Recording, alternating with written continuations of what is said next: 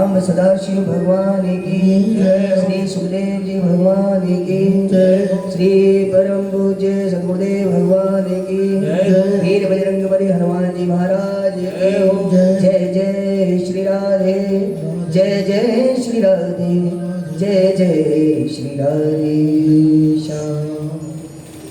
आइए प्रभु प्रेमियों, हम सभी लोग आज की कथा में अवगाहन करें।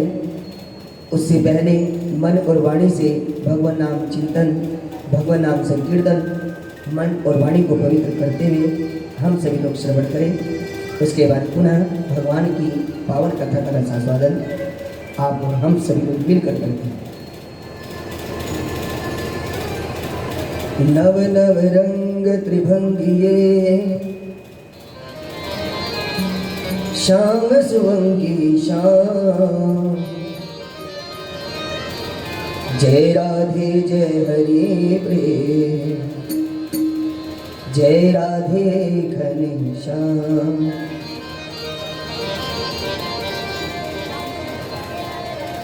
जय राधे जय राधे राधे, जय राधे जय श्री राधे, जय राधे जय राधे राधे, जय राधे जय श्री राधे, जय राधे जय राधे राधे, जय राधे जय राधे। जय कृष्णा कृष्णा कृष्ण, जय कृष्णा जय श्री कृष्ण, जय कृष्ण जय कृष्ण कृष्ण, जय कृष्ण जय जय कृष्ण, जय राधे राधे राधे, जय राधे जय श्री राधे, जय राधे जय राधे राधे, जय राधे जय श्री राधे, जय कृष्ण कृष्ण, जय कृष्ण जय श्री कृष्ण, जय कृष्ण जय कृष्ण कृष्ण, जय कृष्ण जय कृष्ण।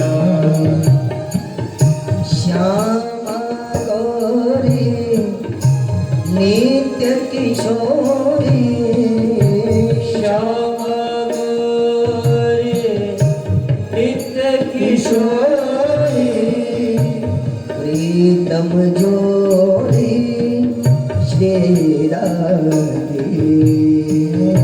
प्रीतम जोड़ी श्री राधे, रास रसीलो छैल छबीलो, रास रसीलो छैल छबीलो, गुणगर बेलो श्री कृष्ण, गुणगर बेलो श्री कृष्ण, जय राधे जय राधे राधे, जय राधे जय श्री राधे, जय राधे जय राधे राधे,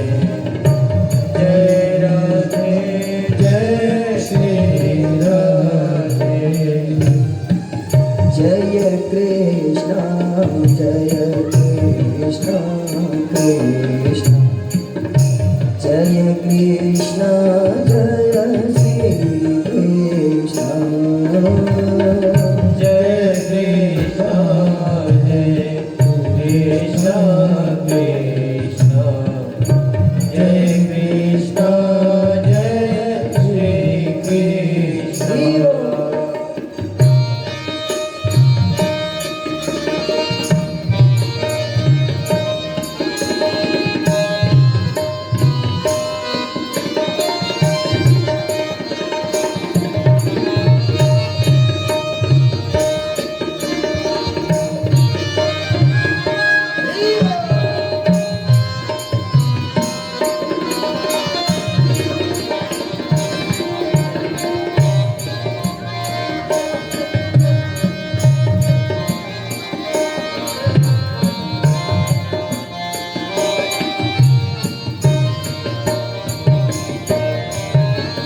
रास विहारे रस विस्तारे रस विहारे रस विस्तारे प्रिय उर्धारे श्री राम प्रिय उर्धारिणी श्री राधे नव नव रंगी नवल त्रिभंगी नव नव रंगी नवल त्रिभंगी श्याम सुअंगे से कृष्ण श्याम सुमंगी श्री कृष्ण जय राधे जय राधे जय राधे जय श्री राधे जय राधे राधे राधे जय राधे जय श्री राधे जय कृष्ण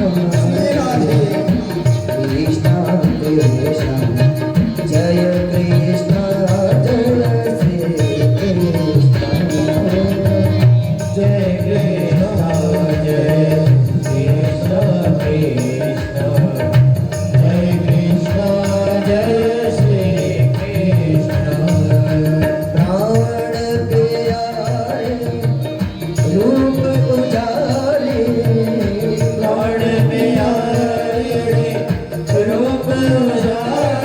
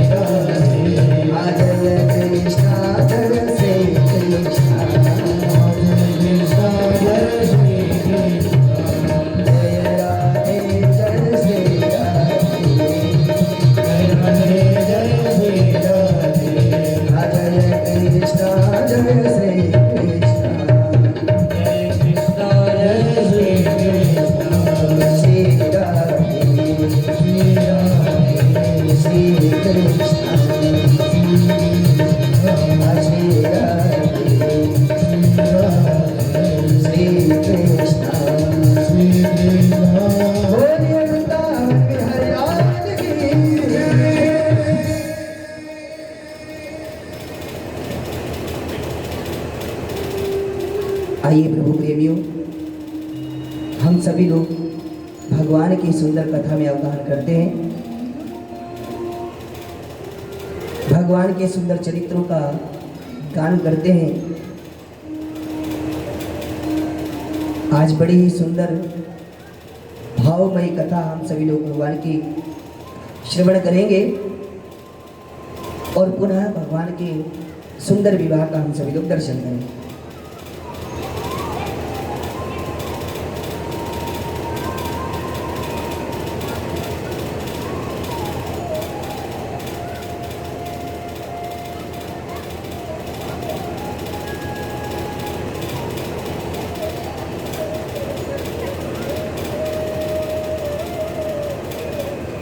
कल हम सभी लोग श्रवण कर रहे थे श्री गोवर्धन पर्वत पर जाकर के सभी ब्रजवासियों ने पूजन श्री गोवर्धन जी महाराज का किया है। गोवर्धन जी की पूजा क्यों हुई? गोवर्धन जी कोई और नहीं, साक्षात भगवान का ही स्वरूप है। जब श्री कृष्ण धराधाम पर अवतार लेने को आरूढ़ हुए और श्री राधा रानी से भगवान ने कहा, राधे चलिएगा, हम सभी लोग लीला दर्शन कराने के लिए पृथ्वीवासियों को वृंदावन में अवतार लेते हैं। राधिका रानी ने कहा, वृंदावन को आपने धराधाम पर भेज दिया, लेकिन बिना गोवर्धन और बिना यमुना जी के हम लोग वहाँ कैसे रह पाएंगे? तब भगवान ने श्री यमुना जी और श्री गोवर्धन जी को भी धराधाम पर एक रूप में स्थापित किया। और मैं आपसे निवेदन करूं, क्या आप जानते हैं तीर्थ और धाम में क्या अंतर होता है? जानते हैं? May you know? हाँ? What is the difference between तीर्थ एंड धामा? हाँ?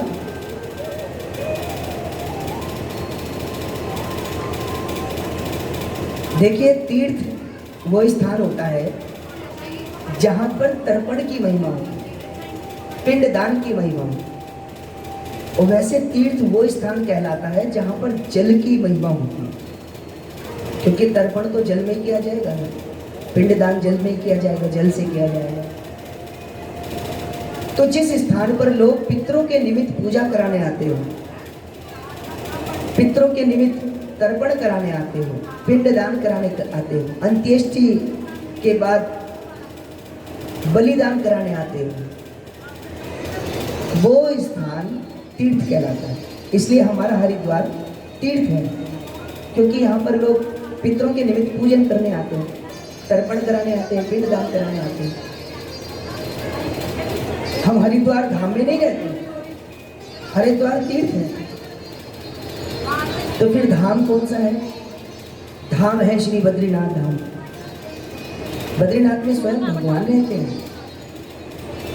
भगवान का घर है। इसलिए स्तुति करने वाले भगवान की स्तुति करते हैं। पवन मंद सुगंध शीतल, हेम मंदिर शोभितम, निकट गंगा बहत निर्मल, बद्रीनाथ विश्वम्भरम, बद्रीनाथ विश्वम्भरम। ऐसे ही वृंदावन कोई तीर्थ नहीं है, वृंदावन भी धाम है, वहां पर साक्षात भगवान रहते हैं, बिहारी जी का घर है। और एक बार की बात मैं आपको बताऊं, मैंने किसी संत के मुख से ये महिमा सुनी थी कि एक बार प्रयागराज जी नाराज होकर के भगवान कृष्ण के पास गए। प्रयागराज कौन है?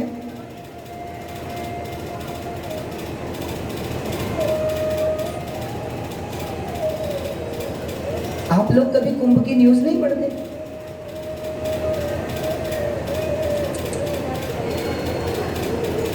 अरे राम, अरे प्रयागराज तीर्थराज प्रयाग कहलाते कि नहीं? प्रयागराज को तीर्थराज कहा जाता है, वो तीर्थों के राजा हैं। ठीक है जी। एक बार प्रयागराज जी नाराज होकर के भगवान के पास गए। अब बोले भगवान से कि प्रभु ये अच्छी बात नहीं है। भगवान ने बोला क्या हुआ? बोले सारे तीर्थ मेरे पास अपनी हाजिरी देने आते हैं, अटेंडेंस लगाने आते हैं, लेकिन वृंदावन को देखो आप, ये वृंदावन में इतना एटीट्यूड, इतना अहंकार है कि वृंदावन मेरे पास तक नहीं आते। भगवान बोले प्रयागराज जी, अरे हमने आपको तीर्थों का राजा बनाया है, अपने घर का नहीं। वृंदावन को तुम तीर्थ में मत गिनो, वृंदावन तो हमारा घर है। अब हम भी तुम्हें हाजिरी देने आएंगे क्या? तुम हमारे एम्प्लॉय हो, हाँ, हम तुम्हारे चेयरमैन हैं। अगर किसी सोसाइटी का एमडी, मैनेजिंग डायरेक्टर चेयरमैन से कहने लगे जी आप ही ऑफिस में आके अटेंडेंस दिया करो, जो चेयरपर्सन हो वो बोलेंगे भैया कंपनी स्थापित करने में तो हमारा ही मेन रोल है, और तुम हो कि अब हमें ही ऑफिस में बुला रहे हो। तो वृंदावन धाम की अपनी महिमा। तो मैं आपसे निवेदन कर रहा था कि गोवर्धन जी, जमुना जी, ये सबको ब्रिज मंडल में स्थापित करके श्री राधा रानी ने अवतार ग्रहण किया। अब सभी लोग वृंदा गोकुल में ब्रिज मंडल में गोवर्धन जी की पूजा कर रहे हैं। पूजन करते करते ग्वाल बालू ने कहा कन्हैया ये पर्वत क्या भोजन करता है? भगवान बोले पर्वत नहीं है, ये भगवान है, गिरिराज जी हैं, तुम इनसे प्रार्थना करो ये तुम्हारा भोजन ग्रहण करें, तो ये तुम्हें भोजन खाकर भी दिखाएंगे। तो सभी ब्रिजवासियों ने अपना भोजन एक जगह इकट्ठा किया। जब एक जगह इकट्ठा किया तो वो एक बड़ी ऊंची चोटी बन गई, चोटी को बोलते हैं कूट। तो एक बड़ी सुंदर कूट बनकर तैयार हो गया। सभी लोगों ने आंखें बंद करके प्रार्थना की, हे गोवर्धन प्रभु आप हमारा भोजन ग्रहण कीजिए। सचमुच भगवान रंगनाथ जी के रूप में प्रकट हुए। बोलिए रंगनाथ जी महाराज की जय। भगवान सारा भोजन खा गए। सबने आंखें खोली तो सारा भोजन समाप्त। ग्वाल बाल बोले कन्हैया ये तुम्हारा भगवान अच्छा है, इन भगवान ने तो हमारे लिए प्रसाद भी नहीं छोड़ा, इनसे अच्छा तो हमारा इंद्र है।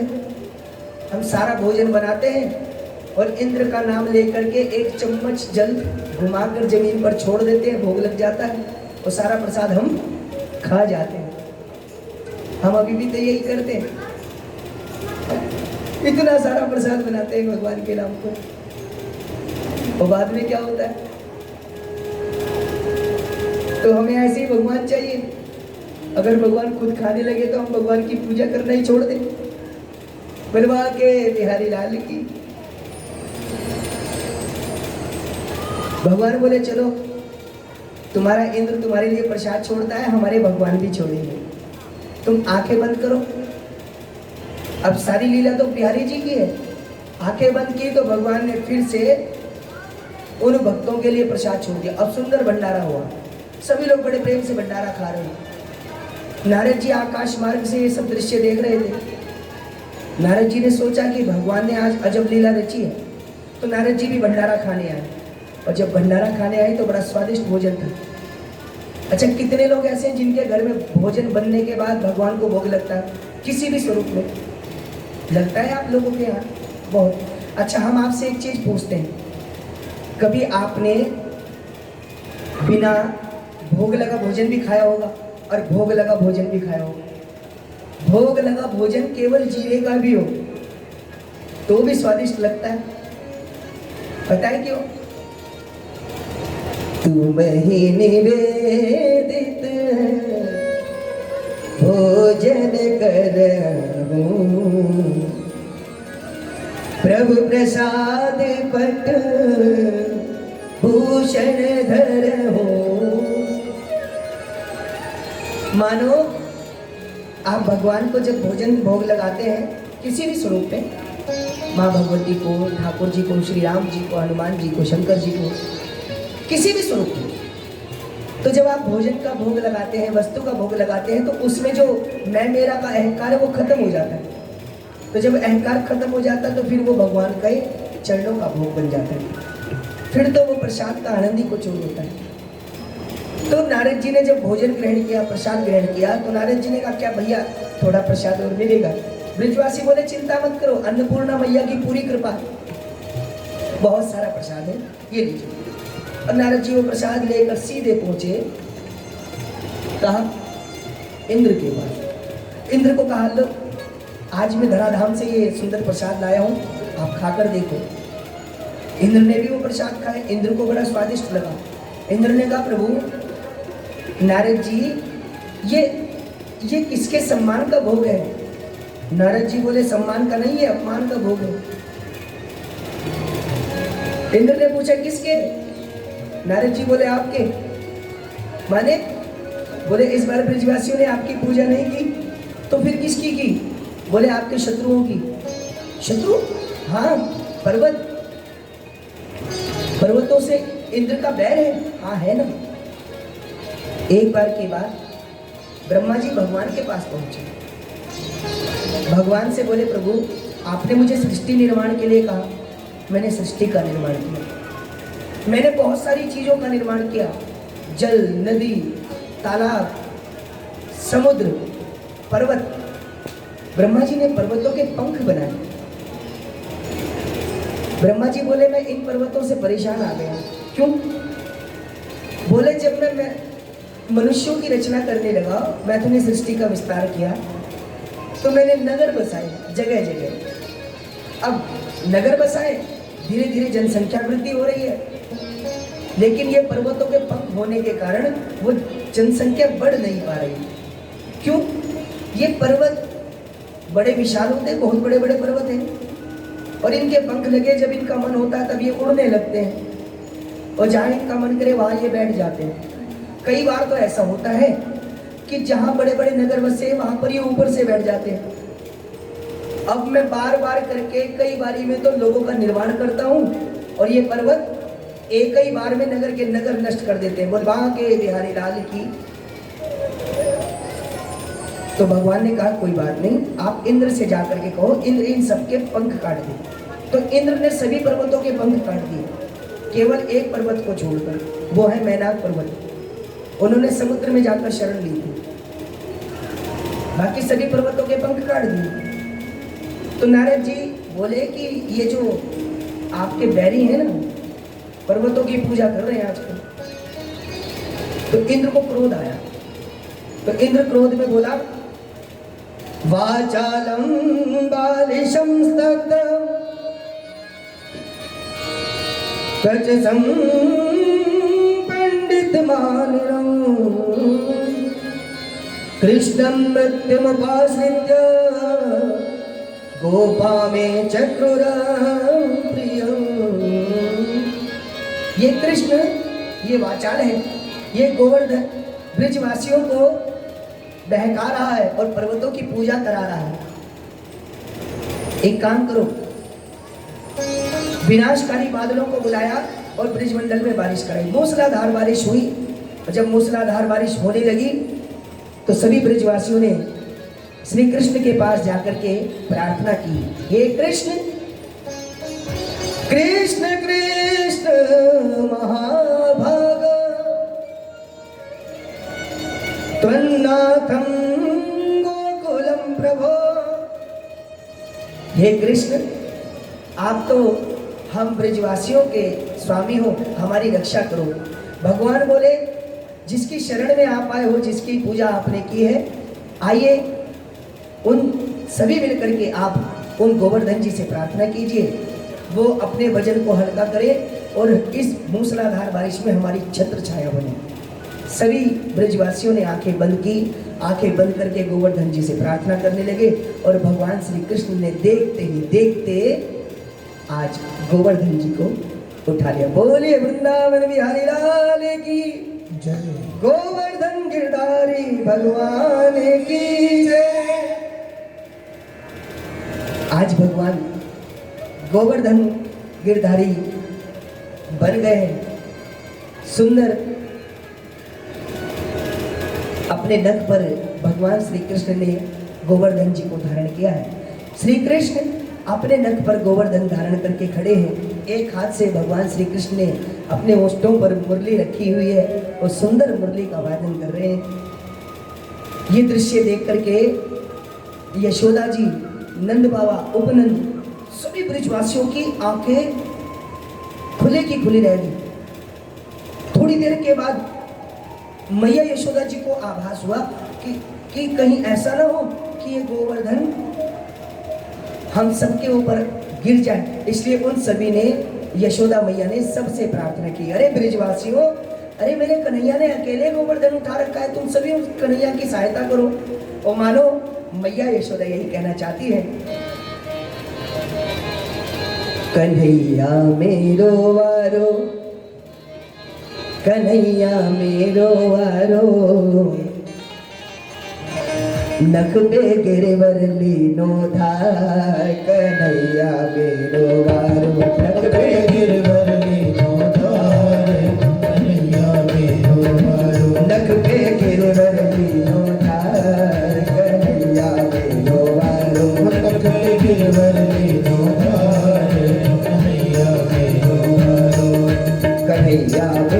वारो, कन्हैया मेरो वारो, कन्हैया मेरो वारो, कन्हैया मेरो वारो, कन्हैया मेरो वारो, नख पे गिरवर लीनो धार, कन्हैया मेरो वारो। नख पे गिरवर लीनो धार, कन्हैया मेरो वारो। और यशोदा जी क्या कहती हैं? यूं कही यशोदा मैया, निक जोर लगाओ भैया, यशोदा मैया, एक जोर लगाओ भैया। यूं कही यशोदा मैया, निक जोर लगाओ भैया, तो कहे यशोदा मैया, एक जोर लगाओ भैया। पर्वत में गिरवर में धार अपार, कन्हैया मेरो वारो। अरे भैया, पर्वत में बहुत ज्यादा वजन है, बहुत ज्यादा भार है, आप सभी लोग मिलकर के सहायता करो ना। तो आज सभी ब्रजवासी अपनी लाठियां लेकर पर्वत के नीचे पहुंच गए हैं। तो मैं आपसे निवेदन कर रहा हूं, नहीं ये नहीं पालन देना आज। हाँ कर जगह नहीं थी यहाँ पे। मैं सोचा खुलता होगा, ना नहीं सोचा, मैंने मैं नहीं उठा लिया। नहीं, चलो इसे ही नहीं रखा रहने। सभी ब्रजवासी आज पर्वत के नीचे खड़े हो गए हैं और मूसलाधार बारिश हो रही है। इंद्र ने अपने गणों को भेजा, जाकर देखो ब्रजमंडल डूबा कि नहीं डूबा। और जब गण आए तो उन्होंने कहा, महाराज ब्रजमंडल में तो धूल ही धूल उड़ रही है, आपकी की हुई बारिश की एक बूंद भी ब्रजमंडल में नहीं गिरी। तो परीक्षित जी ने पूछा सुखदेव जी से, गुरुदेव आप क्या बात बता रहे हैं? इंद्र ने मूसलाधार बारिश करवाई और ब्रजमंडल में पानी की बूंद भी नहीं गिरी, कहाँ सारा पानी कहाँ गया? तो गुरुदेव समझाते हैं, सुनाते हैं कि ये जो सारा जल है, ये सारा जल अगस्त ऋषि पी गए। अगस्त ऋषि, हाँ, तो अगस्त ऋषि विनाशकारी बादलों की बारिश का जल भी पी सकते हैं क्या? इतना बड़ा पेट, इतना बड़ा उदर उनका है। हाँ, अरे अगस्त ऋषि के उदर में तो सागर के सागर समा गए। बड़े बड़े राक्षसों का स्वाहा उनके उदर में हो गया।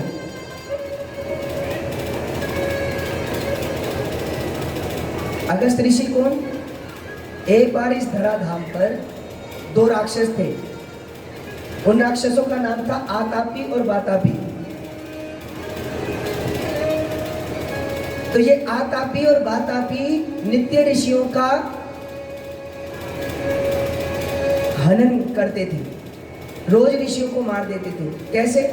ये आतापी अच्छा पुरुष बनकर, सदपुरुष बनकर के ऋषियों के पास जाता और उनको भोजन का निमंत्रण देता, और ये वातापी सुंदर सुंदर व्यंजनों के रूप में भोजन में उपस्थित होकर बैठ जाता।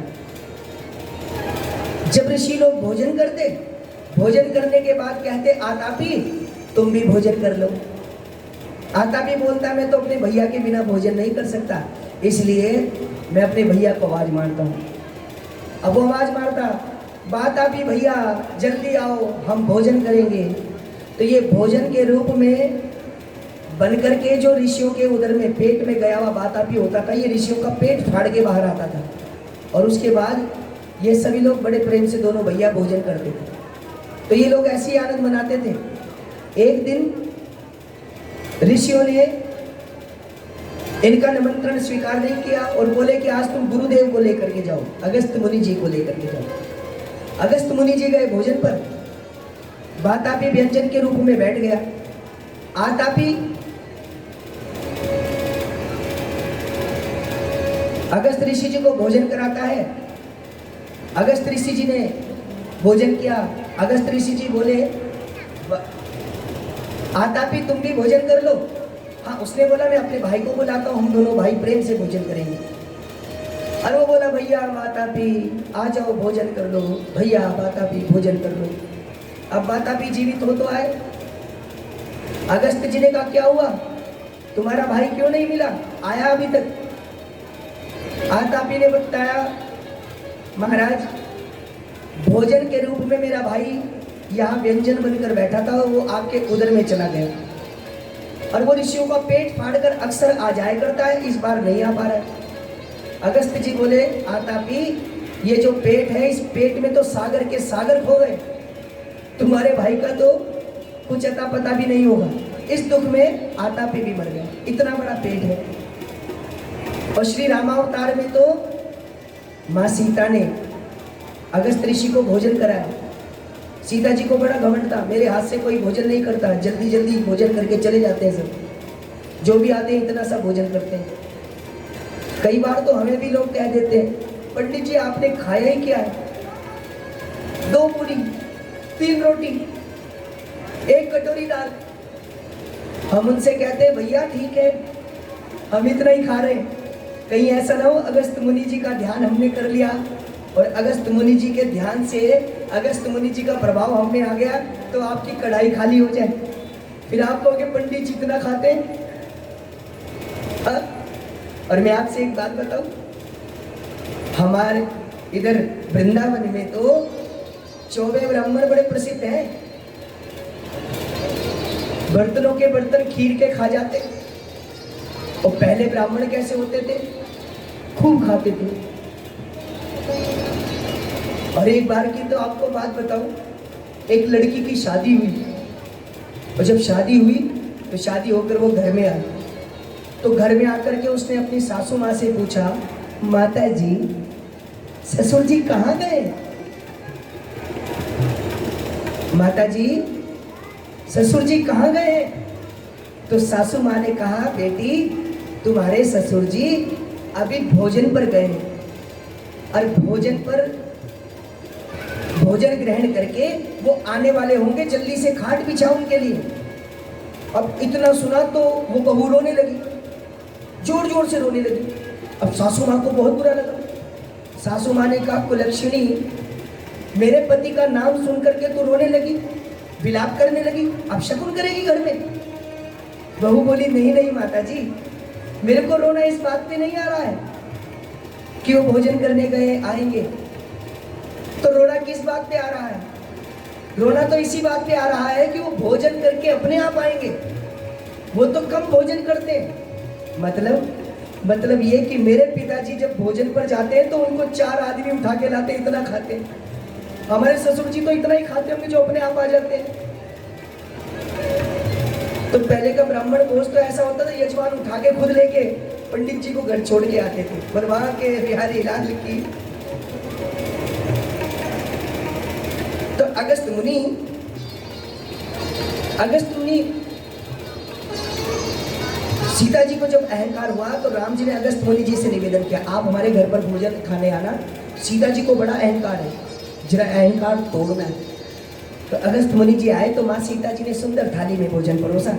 और अगस्त मुनि जी बोले, सीता जी ये क्या, आपने मेरे लिए इतना सा भोजन? अरे इतने में तो हमारी दाढ़ भी गीली होने वाली नहीं है। सीता जी को बड़ी खुशी हुई। सीता जी ने कहा, आज कोई ब्राह्मण आया है जो मुझसे मेहनत कराएगा। अब सीता जी गई रसोई में और फटाफट सहयोगिनियों को लगाया और सुंदर भोजन बनाना शुरू किया। अब सीता जी इधर लाती जाती, इधर भोजन खत्म, इधर लाती जाती, इधर खत्म। आधा दिन बीत गया, सीता जी थक गई। सीता जी ने गणेश जी से निवेदन किया, रिद्धि सिद्धि को भेजो सहायता के लिए। अभी भी होता है ना, किसी के घर में जब 2-4 मेहमान आ जाते हैं तो अपनी सहेली इत्यादि को बुला लेती है, नंद को बुला लेती है, भाभी को बुला लेती है, फटाफट भोजन बनता है। रिद्धि सिद्धि आई, रिद्धि सिद्धि बोली, सीता जी क्या बनाना है, ये करना है, वो करना है। पूरा शाम हो गई।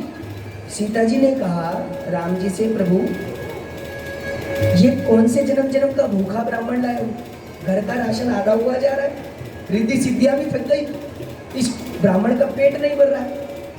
राम जी बोले, तुम नहीं तो कहा था ऐसा ब्राह्मण लेकर आना जो भूख भोजन खाए। सीता जी ने कहा था, मैंने ऐसा भी नहीं कहा था जो हमको ही थकाए। पूछ तो लीजिए और कितना भोजन करेंगे। राम जी ने कहा, मैं कुछ नहीं कह सकता, अहम भक्त पराधीन हूं, मैं तो भक्तों के अधीन हूं, मैं कुछ नहीं कह सकता, आप ही जाके पूछ लो ना। सीता जी ने अगस्त जी से कहा, गुरुदेव हमने सुना है कि भोजन के मध्य में थोड़ा सा जल पी लेना चाहिए, कहीं भोजन गले में अटक ना जाए।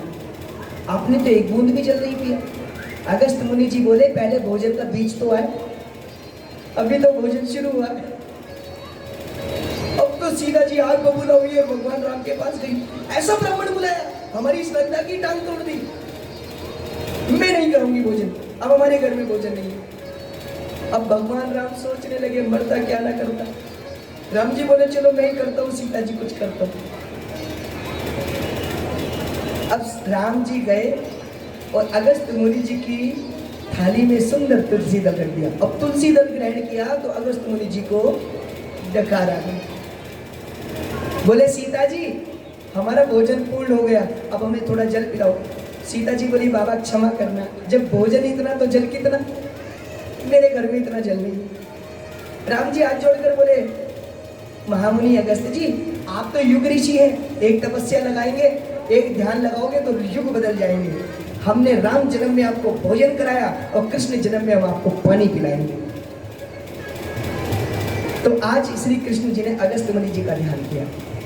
चारों तरफ से ब्रिजमंडल की परिधि शेषनाग ने बनाई हुई है और पूरा ब्रिजमंडल सूखा पड़ा। तो इंद्र ने भगवान श्री कृष्ण की प्रभुता का दर्शन किया तो इंद्र स्वयं कामधेनु गाय लेकर के भगवान श्री कृष्ण के पास आए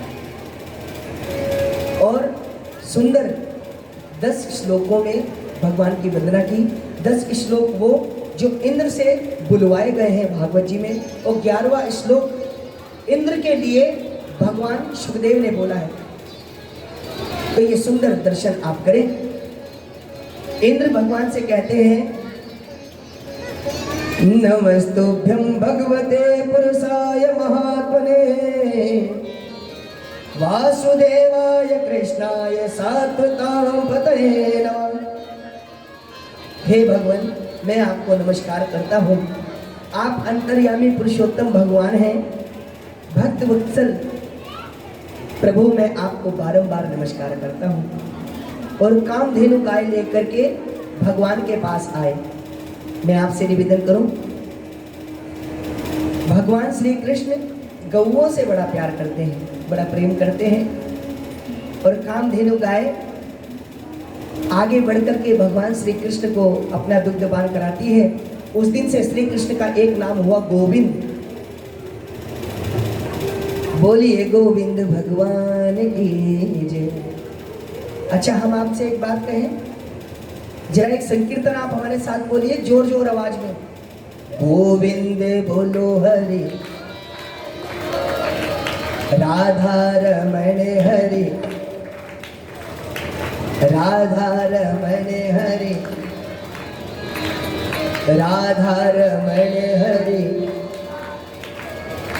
बहुत सारे लोग गोपाल बोल रहे, हमें सुनाई दे रहा। राधा जी का रमण गोपाल नहीं करते। हाँ, भाव की तो सारी बात है। जब आप ठाकुर जी की प्रतिमा में भाव रखते हैं तो ठाकुर जी हैं, वरना तो पीतल का बना नक्शा है। हाँ?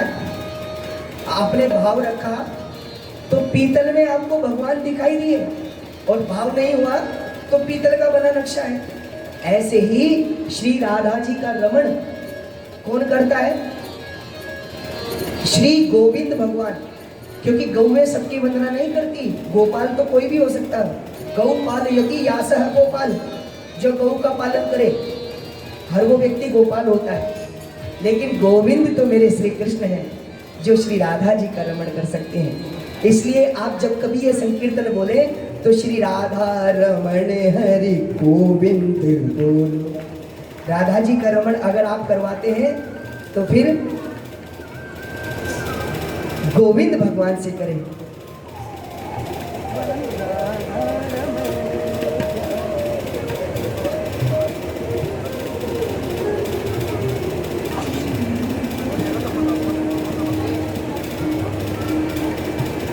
तो भगवान श्री कृष्ण का आज सुंदर चिंतन हुआ। अब इतनी प्रभुता श्री कृष्ण की देखी तो ब्रिजवासी भी श्री कृष्ण के आगे नतमस्तक हो गए।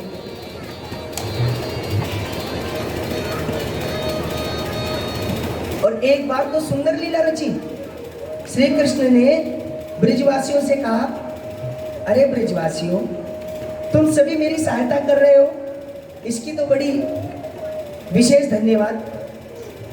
आप रुक रुक करके आराम भी कर रहे हो, क्या मैं भी थोड़ा आराम कर लूं? तो ब्रिजवासी बोले, हाँ हाँ कन्हैया, तू चिंता मत कर, हमने या गोवर्धन अपनी लाठी पर संभाल रखो है, तू चिंता मत करियो, ये मत सोचियो तेने अकेले ही ये गोवर्धन उठा रखो। यहाँ में हमारी भी थोड़ी थोड़ी नेक सी ताकत लग रही है, और तू चाहे तो आराम कर लियो भैया, हम तो एक एक करके आराम कर रहे हैं, तेने तो आराम भी ना कियो। अब भगवान ने हल्का सा ही नख खिसकाया तो सबकी लाठियां चट चट करके टूटने लगी। सब बोले, अरे अरे भैया भैया, कन्हैया तेरा गोवर्धन तू ही संभाल, हम पे तो संभले रहा है। आज श्री कृष्ण गोवर्धन जब उठा करके खड़े हैं तो सभी ब्रजवासियों ने श्री कृष्ण को प्रणाम किया। कृष्ण तुम तो भगवान हो, तुमने बचपन में कालिया नाग का उद्धार किया, वन में लगी आग का पान किया, छोटी सी आयु में पूतना को मार दिया, सक्टासुर को मारा, प्रलंबासुर को मारा, धेनुकासुर को मारा, वत्सासुर को मारा, और हम तब भी नहीं समझ पाए कि तुम भगवान हो। श्री कृष्ण बोले, अरे भैया तुम जानो ना है, मैं भगवान का चुनाव, मेरी सी नेक सी जान पहचान है थोड़ी सी ऊपर। वो बोले, अच्छा चलो इंद्र से तुम्हारी जान पहचान है सके, लेकिन ये गोवर्धन है तो तुमने उठा रखो है, इतना भारी पर्वत हम सबन पे तो उठे ना है, और तेने अकेले नख पे उठा रखो है, ऐसी कौन सी ताकत तुम्हें है भैया, कहाँ ते लाए हो इतनी ताकत? भगवान बोले, भैया तुम सब बड़े सीधे हो, तुम जानो ना है। अरे भैया, मैं अपने गुरु जी के पास गए हूँ शिक्षा धारण करवे, तो मेरे गुरु जी ने मुझे एक मंत्र दे रखे, वह मंत्र में इतनी ताकत है कि जब ही मेरे सामने कोई आए ना तो मैं वो मंत्र का जाप कर लूँ, और सामने वाले की आदि शक्ति मेरे अंदर समा जाए। तो तुम सबन की आदि शक्ति को मैंने वह मंत्र से इकट्ठा कर रखो, और फिर मैं बचपन से माखन चोरी कर रहा हूँ। तुम जानो ना, वो माखन को बल खूब बस है मेरी भुजाओं में, मेरी मैया मुझे माखन खिलाए, चोरी कर करके मैंने माखन खायो। मानो भगवान कहना चाहते हो कि जो लोग मांसाहार करते ना, मांसाहार में वो ताकत नहीं है जो शाकाहार में। मांसाहार करने वाले मैक्सिमम लोग, क्योंकि प्रोटीन न्यूट्रिशन जिसे हम बोलते हैं, न्यूट्रिशन अगर एक लिमिट से ज़्यादा हमारी बॉडी में आ जाए तो भी हमें नुकसान देता है। हम क्या करते हैं, हम एक्स्ट्रा न्यूट्रिशन अपनी बॉडी में जनरेट करने के लिए लोग मांसाहार का सेवन करते हैं। लोग कहते हैं भैया मांसाहार खाएंगे तो प्रोटीन मिलेगा, प्रोटीन से ताकत बनेगी। नहीं, अगर एक्स्ट्रा न्यूट्रिशन हम खा लें, एक्स्ट्रा न्यूट्रिशन जो ज़रूरत से ज़्यादा अगर हमें मिल जाए तो बॉडी में कैसे कैसे विकार पैदा करता है, जैसे हाई बीपी, डिप्रेशन। कई बार लोगों की नसें बढ़ जाती हैं डिप्रेशन की वजह से, या फिर कई बार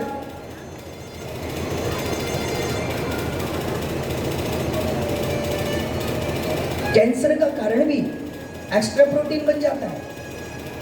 और मेरा एक निवेदन और है, आप जितने लोग बैठे हैं, मैं हाथ जोड़कर आप लोगों से प्रार्थना करता हूँ, अगर पॉसिबल हो, अगर संभव हो तो आप अपने घर के बर्तन बदल दो। ये जो आप लोग एल्यूमिनियम और स्टील के बर्तनों का यूज़ करते हैं ना, हमने भी कोशिश कर रहे हैं, हमने भी धीरे धीरे शुरू किया है। ये बहुत खतरनाक है। अगर अपने घर में कैंसर पेशेंट्स की गिनती बढ़ानी हो तो हम एल्यूमिनियम का यूज़ करें। एल्यूमिनियम गर्म होकर के अपनी जगह छोड़ने लगता है, तो वही बॉडी में जाकर कैंसर सेल्स को बढ़ावा देता है। तो हमारा निवेदन है कि आप अपने बच्चों को अगर मजबूत बनाना चाहते हैं, आप अपनी जनरेशन को आगे बढ़ाना चाहते हैं, तो घर में पीतल के बर्तन, लोहे की कढ़ाई। हम लोग क्या करते हैं आजकल, मेंटेनेंस के चक्कर में जो है बर्तनों को छोड़ देते हैं। भैया एल्यूमिनियम को ज़्यादा मेहनत से साफ करना पड़ता नहीं है, एक बार विम बार लगाया और एल्यूमिनियम में अपना चेहरा देख लो। कैसे ऐडों के चक्कर में पड़ रहे हैं हम। तो मेरा निवेदन है कि कोशिश करें तो घर के बर्तन धीरे धीरे बदलने शुरू करें। जो लोग तांबे के बर्तन में पानी पीते हैं, पेट के विकार खत्म हो जाते हैं। क्षमा करना, आजकल की हमारी बच्चियां, हमारी बेटियां, मैक्सिमम बेटियों के अंदर यूट्रस संबंधी प्रॉब्लम मैक्सिमम होती है। आजकल की बच्चियों को फ्यूचर में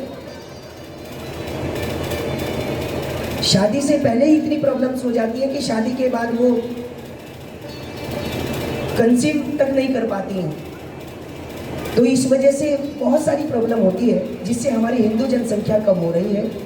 ये सब एक प्रोपेगेंडा है जिसमें हम बड़ी आसानी से फंस रहे हैं, क्योंकि हम लोग ऐड प्रधान लोग हैं। जिस चीज़ का हम ऐड ज़्यादा देखते हैं उस चीज़ के चक्कर में आ जाते हैं। तो मेरी प्रार्थना है कि हम जो भी चीज़ यूज़ करें, पहले उसकी बायोग्राफी पढ़ें, पहले उसके बारे में पढ़ें कि वो खाना पीना सही है भी या नहीं, या ऐसा तो नहीं कि हम अपने बच्चों का भविष्य खतरे में डाल रहे हैं। बलवान के बिहारी लाल की, हम लोग अगर वेल एजुकेटेड हैं तो उसका होने का हमें प्रमाण भी देना चाहिए।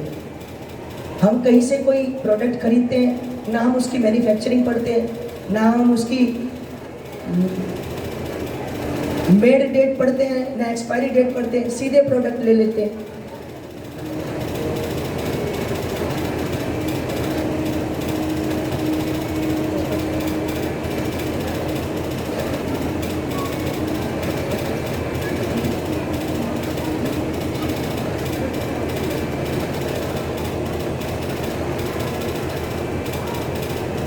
बलवान के बिहारी लाल की। तो भगवान श्री कृष्ण कहते हैं कि मैंने माखन खा रखो है, और तो और भगवान कहते हैं इसमें एक कृपा और है। किसकी? कछु माखन को बल मिलो, कछु गोपन कर सहाय। श्री राधा जो की कृपा सो मैंने गोवर्धन लियो उठा।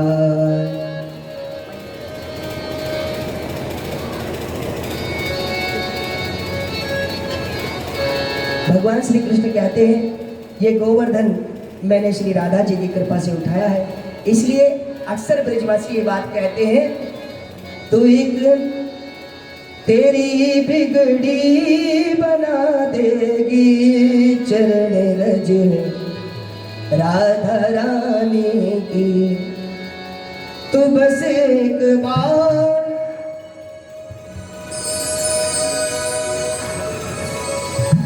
श्रद्धा से लगा कर देख मस्तक पर, तू बस एक बार श्रद्धा से लगा कर देख मस्तक पर, सोई किस्मत जगा देगी, सोई किस्मत जगा देगी चरण रज राधा प्यारे की, चरण रज राधा प्यारे की। तेरी बिगड़ी बना देगी, तेरी बिगड़ी बना देगी चरण रज राधा प्यारे की, चरण रज राधा प्यारे की। हाँ से हरि बोल।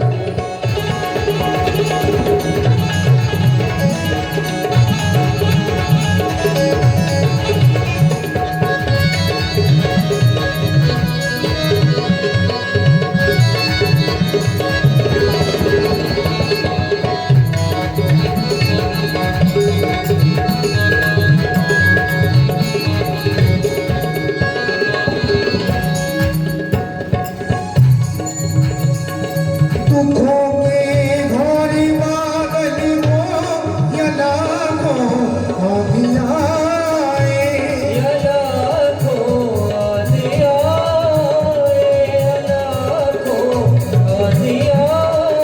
हाँ, दुखों के घोर बादल हो या लाखों आंधियाँ आए, या लाखों आंधियाँ आए, तुझे तुझे सबसे बचा लेगी, तुझे सबसे बचा लेगी, तुझे सबसे बचा लेगी चरण रज राधा प्यारी की, चरण रज राधा प्यारे की, चरण रज राधा प्यारी की। चरण रज राधा प्यारे की, तेरी बिगड़ी बना देगी, तेरी बिगड़ी बना देगी चरण रज राधा प्यारी की, चरण रज राधा प्यारी की, चरण रज राधा प्यारे की, चरण रज राधा प्यारी की, हाँ चरण रज राधा प्यारे की, हाँ, चरण रज श्री बनवारी। जय जय श्री राधे श्याम।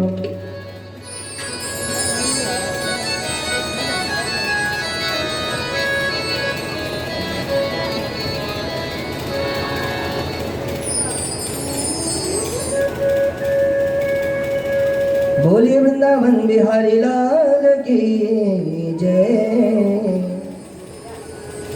आइए हम सभी लोग कथा में आगे बढ़ते हैं। मैं आपसे निवेदन कर रहा था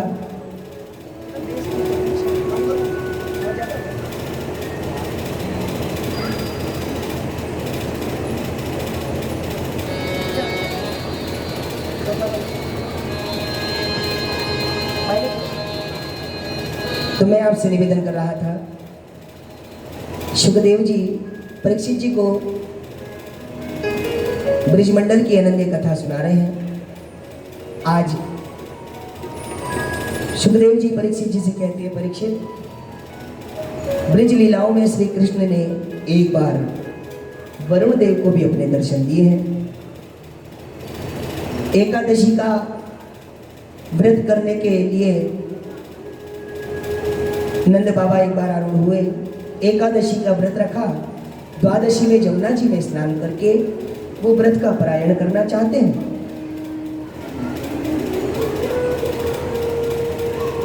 प्रातःकाल आज जल्दी उठ गए और ब्रह्मा मुहूर्त से पहले नंद बाबा जमुना जी स्नान करने के लिए गए तो वरुण जी ने श्री नंद बाबा को बंदी बना लिया।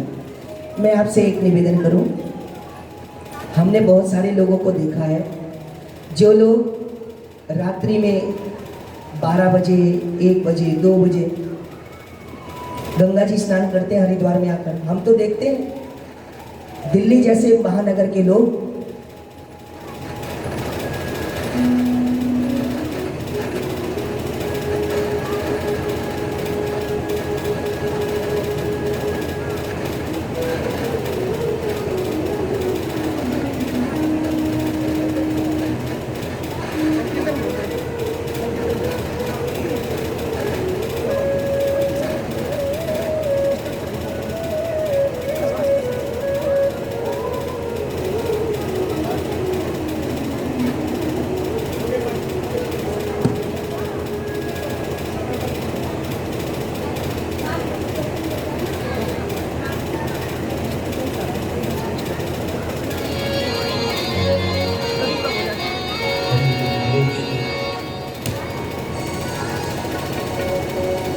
जय जय राधा रमण हरि बोल रे, जय जय राधा रमण हरि बोल, जय जय राधा रमण हरि बोल रे, जय जय राधा रमण हरि बोल, जय जय राधा रमण हरि बोल रे, जय जय राधा रमण हरि बोल, जय जय राधा रमण हरि बोल, जय जय राधा रमण हरि बोल, तेरा कुछ ना लगे है मोल रे, जय जय राधा रमण हरि बोल, जय जय राधा रमण हरि बोल रे,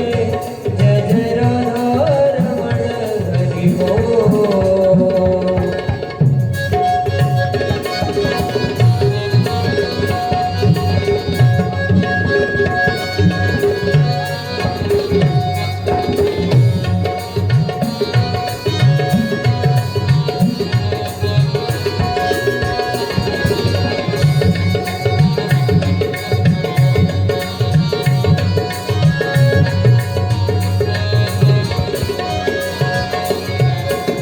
बोलिए वृंदावन बिहारी लाल की जय। आइए हम सभी लोग पुनः कथा में प्रवेश करते हैं।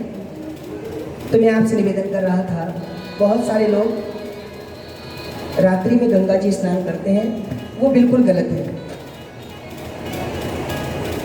रात्रि में जाकर के देखिए, जल को भी रात्रि में आराम की जरूरत होती है, आवश्यकता होती है।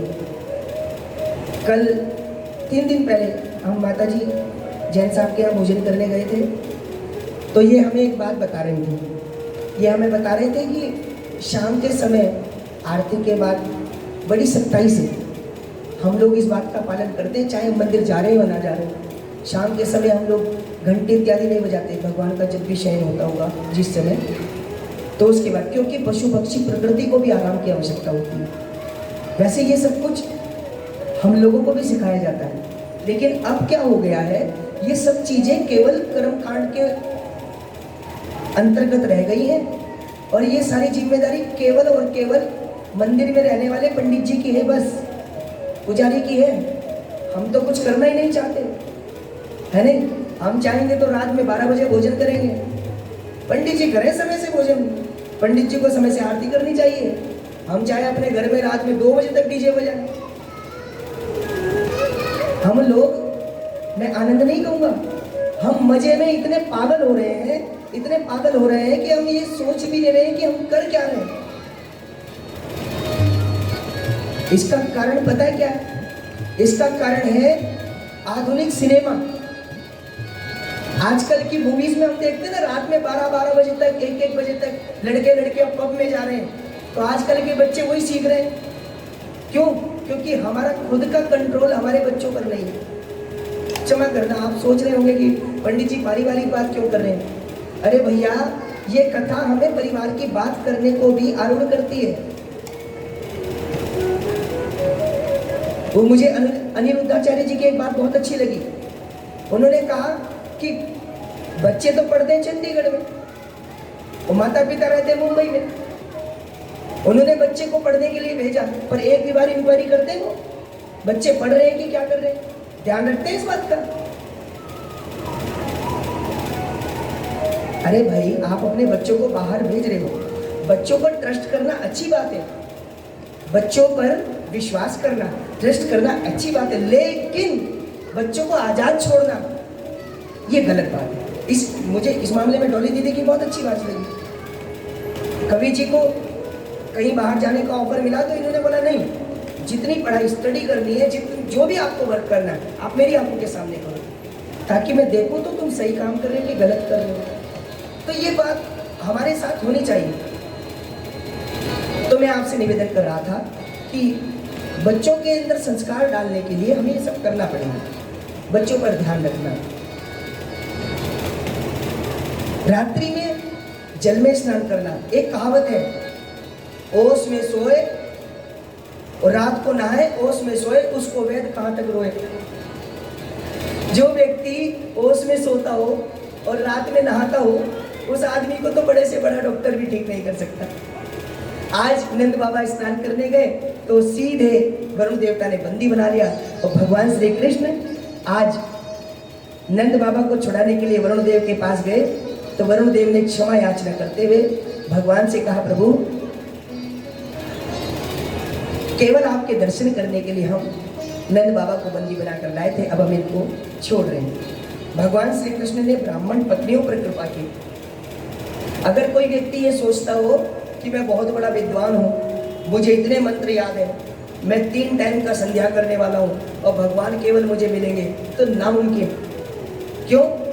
तुलसीदास जी कहते हैं, नाम ही केवल प्रेम प्यारा। भगवान केवल और केवल प्रेम के वशीभूत है। हाँ? जान ले सो जान निहारा। अगर कोई ये सोचे कि मैं इस धर्म से हूँ, इस पक्ष से हूँ, इस पंथ से हूँ, तो भी भगवान किसी को नहीं मिलते। अगर कोई सोचे कि मैं इतना पैसा खर्च कर रहा हूँ तो मुझे भगवान मिलेंगे, तो भी भगवान उनको नहीं मिलते। अरे भैया, भगवान श्री कृष्ण, भगवान श्री राम, वो तो प्रेम ही उन लोगों से करते हैं जो केवल और केवल उनसे प्रेम करते हैं, बस।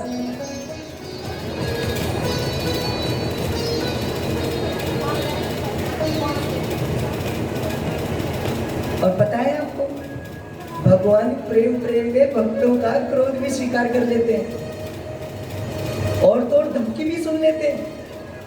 मुझे याद आ रहा है, श्री राम जब केवट के पास गए तो केवट ने कहा, मांगी राम ने केवट ना। केवट ने कहा, मैं नहीं आने वाला। राम जी ने कहा, क्यों? बोले, तुम्हारे मर्म में जाना, मैं जानता हूं कि तुम कौन हो। मैं नाम नहीं दूंगा। किसकी हिम्मत जो भगवान को मना कर दे? पर केवट करता है। और तो और लक्ष्मण जी जैसे योद्धा को, श्री राम को केवट धमकी तक दे देता है।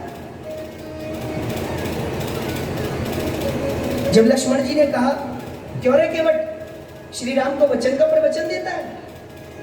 तो उसने बोला, हाँ। लक्ष्मण जी ने बोला, भाई धनुष बाण से तुम्हें मार दूंगा। तो केवट बोला, मार दो, ये मेरा बड़ा सौभाग्य है। मरूंगा कहां पर? जहां पर गंगा जी का घाट है। मरूंगा किसके सामने कि मैं जिनका दास होता हूं, और मरूंगा किस कथा पर पांव करुणा निधि के धोता हूं। लेकिन एक बात सुन लो राम जी, चरण धुला लो राघव, ये आन है हमारी। दशरथ शपथ ये सुन लो, ये शान है तुम्हारी। और भैया लखन को देखो, त्योरी चढ़ा रहे हैं, सारंग के इशारे पर मुझको डरा रहे हैं। पर सुन लो, चलेगी आपकी एक भी ना डपट डांट है, क्योंकि ये आपकी अयोध्या नहीं, इस केवट की गंगा का घाट है। और भगवान तब भी सुन लेते हैं, भगवान तब भी मुस्कुरा रहे हैं। तो भगवान केवल और केवल प्रेम को प्रेम करते हैं। जो व्यक्ति प्रेम से भगवान का चिंतन करे। ये ऋषि लोग अपने वेद मंत्रों पर अहंकार करे बैठे। श्री कृष्ण ने ग्वाल बालों को भेजा, जाओ भोजन की इच्छा हुई है, कुछ ऋषियों का आश्रम है, वहां से तुम भोजन लेकर आए। तो ऋषियों ने साफ मना कर दिया, तुम ग्वाल बाल, अनपढ़ गवार, भट्ट गवार, हम तुम्हें भोजन नहीं देंगे। अछूतो, पता नहीं कितने कितने दिन तक तुम स्नान नहीं करते। वापस आए तो श्री कृष्ण ने कहा कि तुम ब्राह्मण पत्नियों के पास जाओ। देवी स्त्रियां माँ का रूप होती है, मेरा नाम सुनकर तुम्हें भोजन दे देंगे। और सचमुच ऐसा ही हुआ। श्री कृष्ण का नाम सुना तो ब्राह्मण पत्नियों ने भोजन दिया। कुछ स्त्रियां तो भोजन कराने चले गई स्वयं अपने हाथ से। और जब उन गोपियों ने, उन ब्राह्मण पत्नियों ने भोजन दिया तो श्री कृष्ण की प्राप्ति उनको हुई और इनके पतियों ने इनको प्रणाम किया। इसके बाद सुंदर वेणु गीत का वर्णन यहाँ पर है। गोपियां वंशी की भगवान श्री कृष्ण की प्रशंसा करती हैं।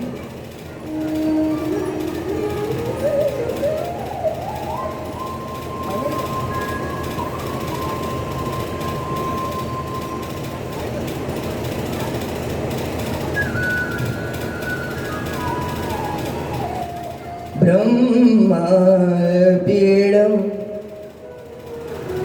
नटवर वपु कर्णयोर कर्णिकारम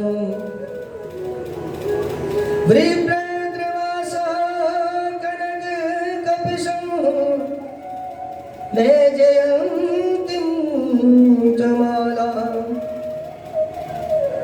भगवान श्री कृष्ण के गले में सुंदर वैजयंती की माला है।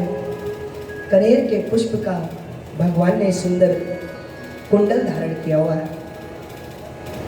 और रंध्रान वेणोरधर सुधया पूरयन् गोप वृंद। भगवान श्री कृष्ण के हाथों में सुंदर बांसुरी है और मानो उस बांसुरी को देख करके गोपियां एक ही बात कहती हूँ,